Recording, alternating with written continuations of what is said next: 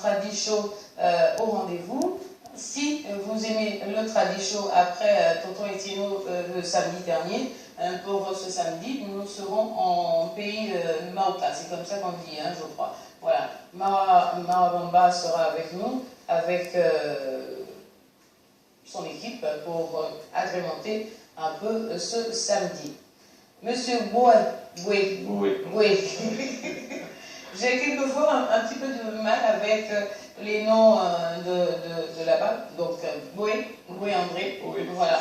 Et le premier invité de ce matin, si vous nous rejoignez maintenant, il a son passage à Matin Bonheur tout simplement parce qu'il œuvre pour aider au développement au niveau de la Côte d'Ivoire et plus particulièrement de l'Ouest. Il fait partie de ces Ivoiriens de la diaspora qui n'oublient pas d'où ils sont partis. Une école sollicitée, pas directement, hein, parce que les enseignants vous ont fait part de leurs difficultés là-bas, et vous avez décidé, vous-même comme ça, tout seul, de venir en aide aux populations de votre région. Oui, effectivement. Quand j'avais été sollicité par le corps enseignant, je leur ai demandé d'aller voir les aînés qui sont bien sûr les cadres de la région pour qu'ils puissent intervenir sur ce problème de classe. Et ils m'ont dit que non, nous avons déjà tenu plusieurs réunions avec eux et on n'a jamais eu de suite favorable. Et que vous êtes capable de nous construire ça. Donc bon, moi je vois que c'est un défi. Donc il fallait vraiment construire cette école. Sur quoi ils sont partis pour décider que vous en étiez capable? Parce que étant en France depuis 89, quand même j'intervenais sur d'autres situations dans notre région. C'est pourquoi que le corps enseignant m'a beaucoup fait confiance. Et qu'est-ce que l'ancienne école est devenue? Elle est toujours là? Oui, elle fonctionne toujours. Donc aujourd'hui, l'école de Béoué est devenue un centre d'examen, parce que ça a été choisi parce que nous avons plus de 14 classes.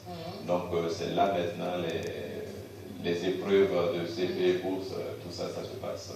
D'accord. Et donc parti pour 3 classes, vous avez décidé que c'était insuffisant. Vous en avez rajouté 3 autres. Le total fait 8. Donc il y a 8 classes en tout. 8 classes. C'est-à-dire le CP au CM2 et puis 2 classes de maternelle. Ah ouais, carrément. Vous avez instauré la maternelle au niveau donc de l'école.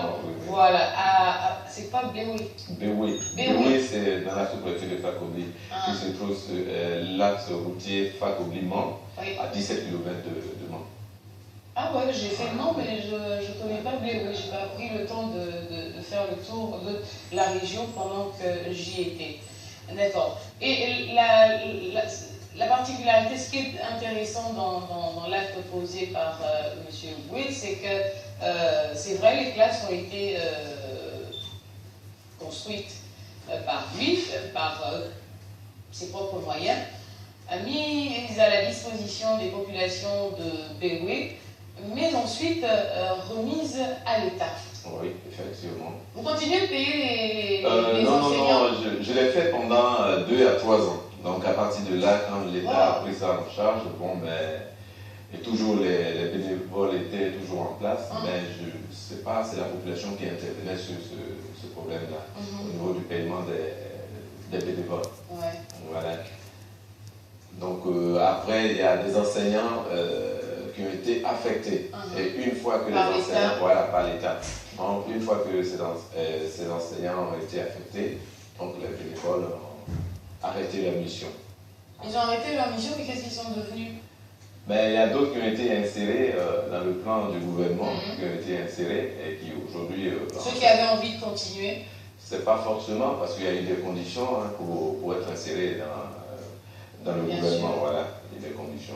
Ceux qui ont rempli la condition sont rentrés dans l'effectif des enseignants de l'État. D'accord. Vous prévoyez un collège? Oui, justement, je suis en train de construire un collège et de 12 classes. Mais au sein de ce collège, j'envisage de mettre un centre de formation.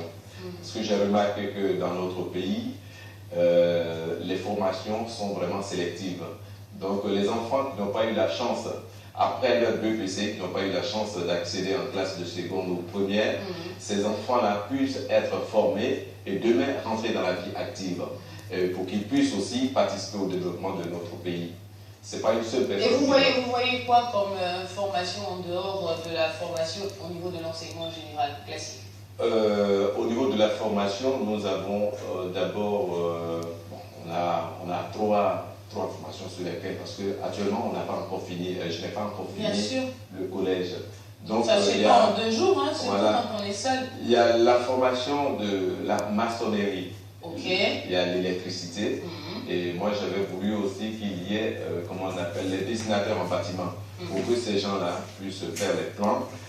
Pour les rendre autonomes d'une certaine façon dans la région, par la suite. Ouais. C'est bien envisagé. Mais si on vous écoute et si on voit déjà les